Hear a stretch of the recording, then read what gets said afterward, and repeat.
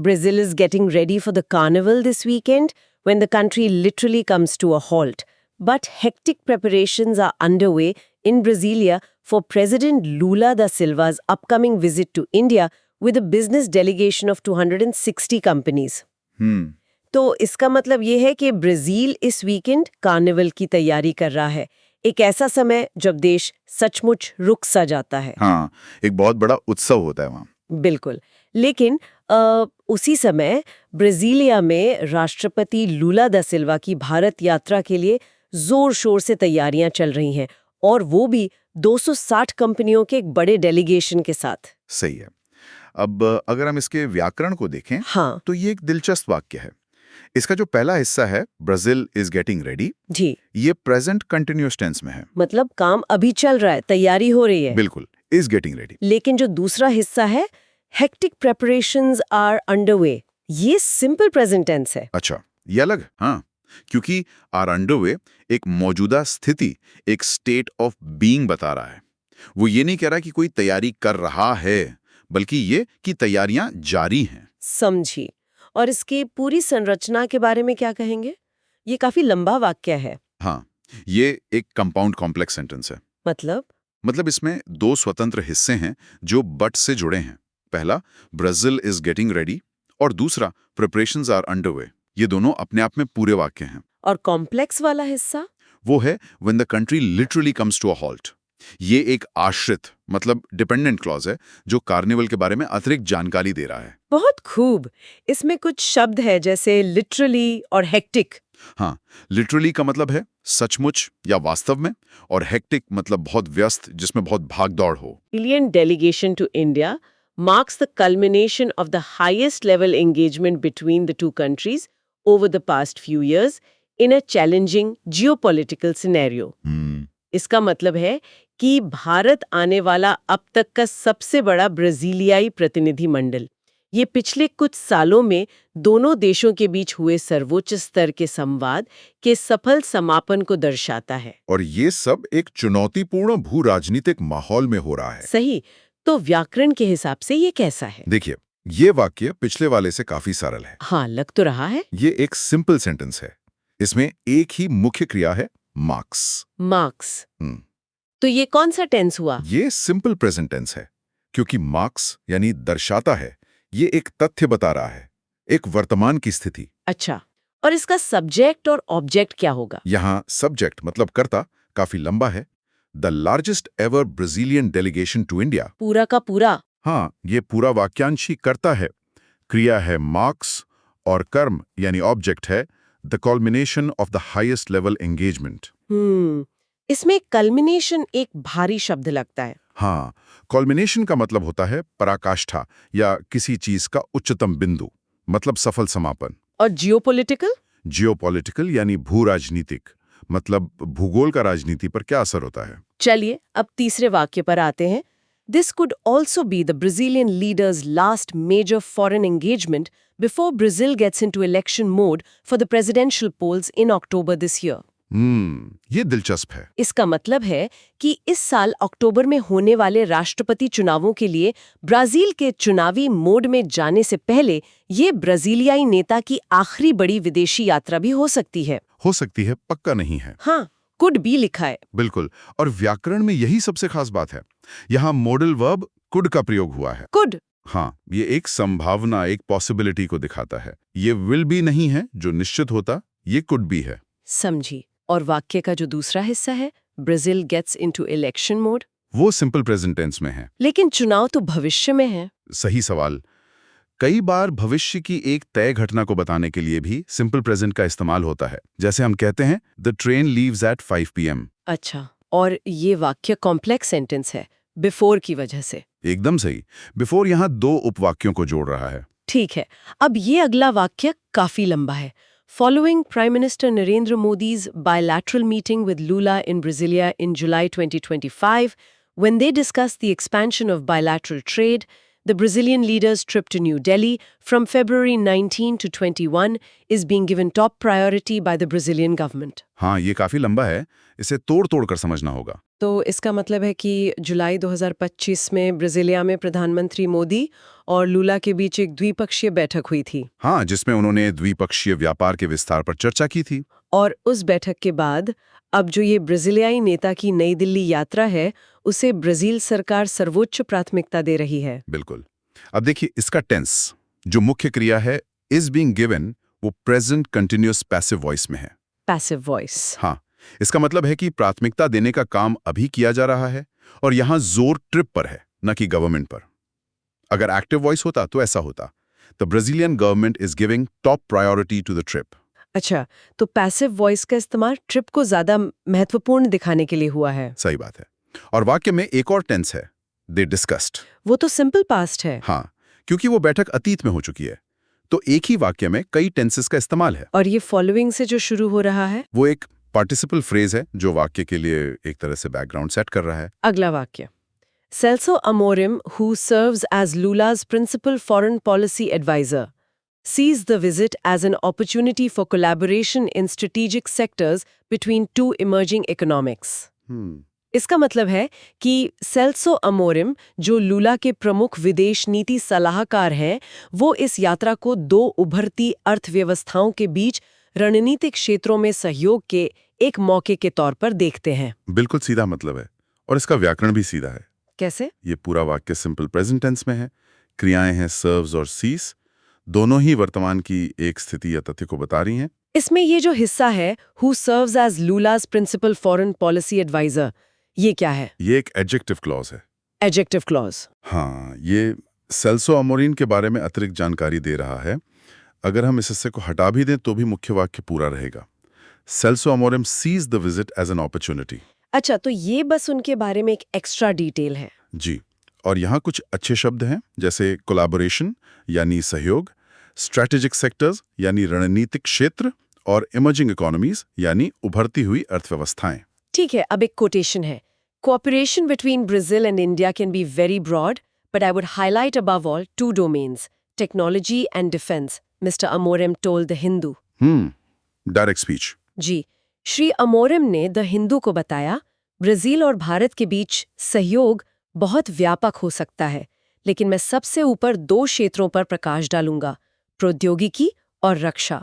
यहाँ दो हिस्से हैं, एक जो कोटेशन के अंदर है और एक जो बाहर है। हाँ, बाहर का हिस्सा है mister Amorim told the Hindu, ये सिंपल पास्ट टेंस में है क्योंकि बताने की क्रिया हो चुकी है। और कोटेशन के अंदर कैन बी का इस्तेमाल है जो संभावना दिखाता है, और आई वुड हाईलाइट एक विनम्र इरादा जाहिर करता है। ये आई विल हाईलाइट से थोड़ा ज्यादा औपचारिक है। अच्छा, ये वुड का एक और इस्तेमाल है। हाँ, तो ये डायरेक्ट स्पीच का एक क्लासिक उदाहरण है जिसमें किसी के कहे हुए शब्दों को हूबहू बताया जाता है। अगला वाक्य भी कोटेशन का ही हिस्सा है।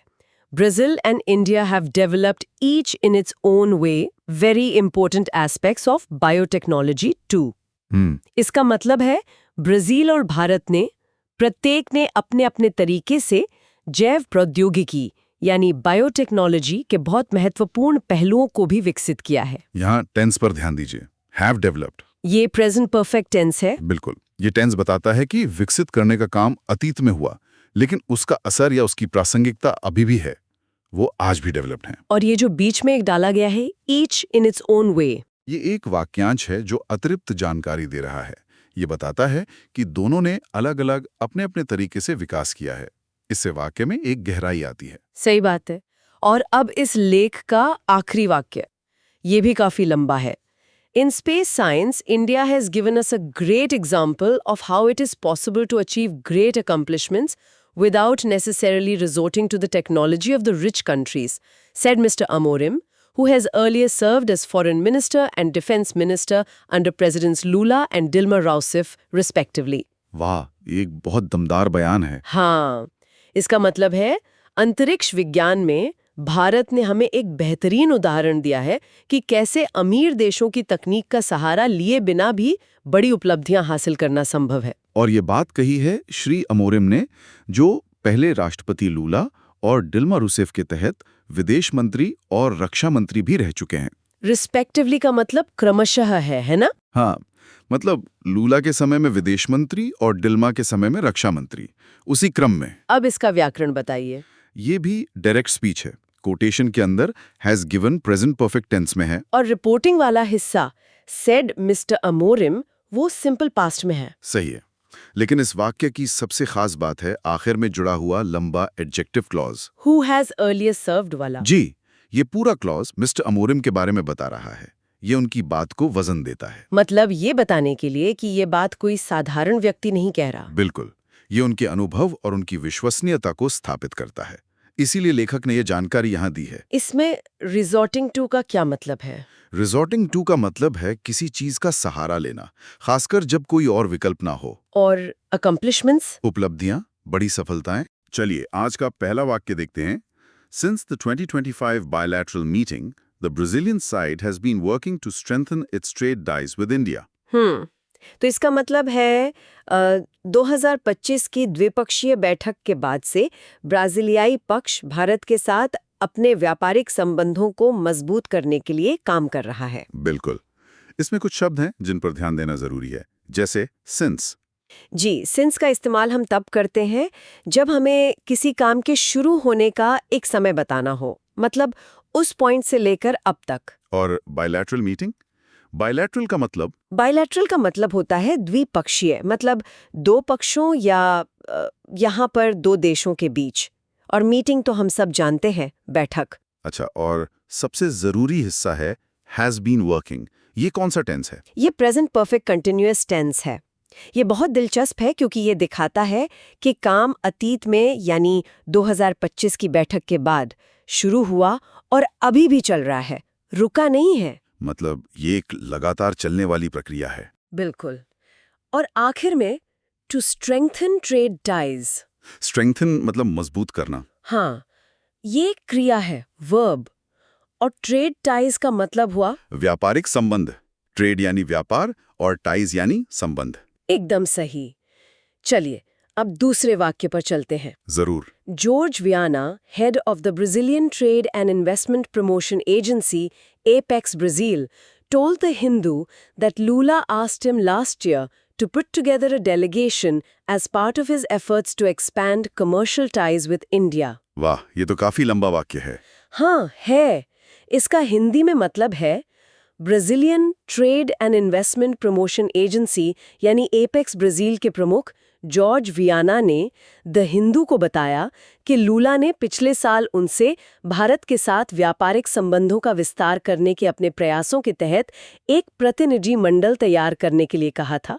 तो इसमें हेड ऑफ का मतलब तो साफ है, किसी संगठन का प्रमुख। जी। और टोल्ड, ये टेल का पास्ट टेंस है।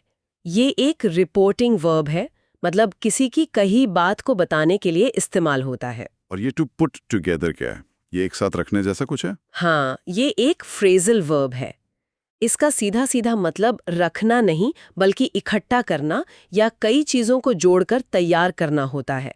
जैसे यहाँ पर एक डेलीगेशन तैयार करना। डेलीगेशन यानी प्रतिनिधि मंडल। बिल्कुल। और टू एक्सपेंड का मतलब है विस्तार करना। और कमर्शियल टाइज भी ट्रेड टाइज जैसा ही हुआ है ना? हाँ, वाणिज्यिक संबंध। हाँ, दोनों का मतलब लगभग एक ही है, व्यापारिक या वाणिज्यिक संबंध। ठीक है, अगला वाक्य। In Delhi, the president will participate in the Artificial Intelligence Summit, but we are also organizing a huge business meeting in collaboration with our foreign ministry. तो इसका मतलब है दिल्ली में राष्ट्रपति आर्टिफिशियल इंटेलिजेंस शिखर सम्मेलन में भाग लेंगे, लेकिन हम अपने विदेश मंत्रालय के सहयोग से एक बड़ी व्यापारिक बैठक भी आयोजित कर रहे हैं। यहाँ विल पार्टिसिपेट से पता चलता है कि ये भविष्य की बात है। जी, ये फ्यूचर सिंपल टेंस है। पार्टिसिपेट मतलब भाग लेना और समिट का मतलब होता है शिखर सम्मेलन। और दूसरे हिस्से में और ऑल्सो ऑर्गेनाइजिंग का इस्तेमाल हुआ है। हाँ, ये प्रेजेंट कंटिन्यूअस टेंस है। ये दिखाता है कि आयोजन की प्रक्रिया अभी चल रही है। अच्छा, मतलब एक काम भविष्य में होगा और एक की तैयारी अभी चल रही है। बिल्कुल। और इन कोलैबोरेशन विद एक बहुत ही आम फ्रेज है। इसका मतलब है कि सहयोग से। ठीक है, समझ आ गया। चलिए अगला वाक्य देखते हैं। ये मिस्टर वियाना का ही कोट है। Apex is also opening an office in Delhi as we see India, the most populous nation, as one of the economies with the greatest potential for growth, Mr. Viana told The Hindu from Brasilia. इसका हिंदी अनुवाद होगा, mister Vienna ने Brasilia से the Hindu को बताया, apex Delhi में एक कार्यालय भी खोल रहा है क्योंकि हम भारत को, सबसे अधिक आबादी वाले राष्ट्र को, विकास की सबसे बड़ी क्षमता वाली अर्थव्यवस्थाओं में से वन ऑफ द इकोनॉमीज के रूप में देखते हैं। बिल्कुल। यहाँ इज ऑल्सो ओपनिंग फिर से प्रेजेंट कंटिन्यूअस टेंस है, मतलब कार्यालय खोलने का काम अभी प्रक्रिया में है। और इस वाक्य में एज का 2 बार इस्तेमाल हुआ है और दोनों का मतलब अलग-अलग है ना? बहुत अच्छा पॉइंट है। पहले एज का मतलब है क्योंकि हम भारत को देखते हैं, और दूसरे आज का मतलब है के रूप में, अर्थव्यवस्थाओं में से एक के रूप में देखते हैं। बिल्कुल सही। और यहाँ भारत के लिए 2 बातें कही गई हैं। एक तो मोस्ट पॉपुलस नेशन, सबसे ज्यादा आबादी वाला देश। पॉपुलस मतलब आबादी वाला, और मोस्ट पॉपुलस उसका सुपरलेटिव डिग्री हो गया जी। और दूसरा पोटेंशियल फॉर ग्रोथ, यानी विकास की क्षमता। पोटेंशियल मतलब क्षमता। बढ़िया। अब अगला वाक्य बहुत दिलचस्प है। Till last year, India was our 10th biggest trading partner, but now in recent months, it has been competing to be the 5th. इसका मतलब है पिछले साल तक भारत हमारा 10वां सबसे बड़ा व्यापारिक भागीदार था, लेकिन अब हाल के महीनों में ये 5वां बनने के लिए प्रतिस्पर्धा कर रहा है। Till last year मतलब पिछले साल तक, और was का इस्तेमाल हुआ है क्योंकि वो अतीत की बात है। सही। और बिगेस्ट ट्रेडिंग पार्टनर में बिगेस्ट भी बिग का सुपरलेटिव फॉर्म है, सबसे बड़ा व्यापारिक भागीदार। और फिर से has been competing। हाँ, फिर से वही प्रेजेंट परफेक्ट कंटिन्यूअस टेंस। ये दिखाता है कि ये जो प्रतिस्पर्धा है ये हाल ही में शुरू हुई और अभी भी जारी है। ये सच में एक बहुत बड़ा बदलाव है। 10वें से सीधे 5वें के लिए मुकाबला। बिल्कुल। और इसी बात को आगे बढ़ाते हुए अगला वाक्य है, It could become the 3rd biggest। ये तो बहुत छोटा सा वाक्य है। यह तीसरा सबसे बड़ा बन सकता है। हाँ, लेकिन इसमें कुड का इस्तेमाल बहुत महत्वपूर्ण है। कैसे? यहाँ कुड कैन का पास्ट टेंस नहीं है। यहाँ इसका इस्तेमाल एक संभावना, एक पॉसिबिलिटी जताने के लिए किया गया है। अच्छा, मतलब ये एक भविष्यवाणी जैसा है कि ऐसा हो सकता है। बिल्कुल, ये एक मजबूत संभावना को दिखाता है। ठीक है, अब हम दूसरे स्रोत की तरफ बढ़ते हैं। जी। In 2025, Brazil purchased Indian products worth $8.5 billion, while Brazilian exports to India total $7 billion, mainly in oil, sugar, molasses, fats and vegetable oils, and iron ore sectors. काफी सारे आंकड़े हैं इसमें। हाँ, इसका हिंदी में मतलब है 2025 में ब्राजील ने $8.5 बिलियन मूल्य के भारतीय उत्पाद खरीदे, जबकि भारत को ब्राजील का निर्यात कुल $7 बिलियन का था, मुख्य रूप से तेल, चीनी, गुड़, वसा और वनस्पति तेल और लौह अयस्क क्षेत्रों में। यहाँ purchased और totaled दोनों क्रियाएं सिंपल पास्ट टेंस में हैं। जी, क्योंकि ये 2025 की बात है जो हो चुकी है, और वर्थ का मतलब है मूल्य का। और while का इस्तेमाल 2 बातों की तुलना करने के लिए किया गया है ना, आयात और निर्यात की। सही।